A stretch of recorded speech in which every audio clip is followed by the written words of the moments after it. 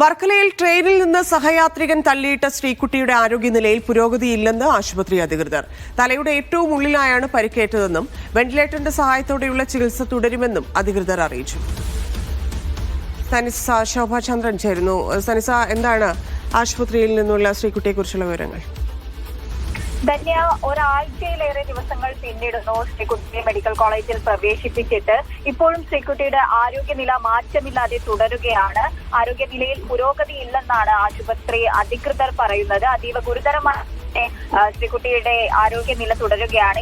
ഈ ഒരു സാഹചര്യത്തിൽ തലയുടെ ഏറ്റവും ഉള്ളിലായി ഈ മിഡ് ബ്രെയിൻ, അതുപോലെ തന്നെ ഡീപ്പർ ബ്രെയിൻ ഏരിയയിലാണ് ശ്രീകുട്ടിക്ക് പരിക്ക് പറ്റിയിരിക്കുന്നത്.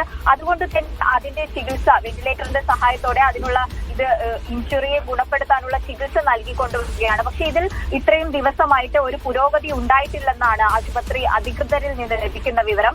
ന്യൂറോളജി വിഭാഗത്തിലെ വിദഗ്ധരടക്കം ശ്രീകുട്ടിയെ ദിവസവും പരിശോധിക്കുന്നുണ്ട്. ഇത്തരത്തിൽ പനിയടക്കം പിടിപെട്ടതോടെ നിലവിലെ അവസ്ഥയിൽ ആശങ്കയുള്ളതായിട്ടും ആശുപത്രി അധികൃതർ വ്യക്തമാക്കിയിട്ടുണ്ട്.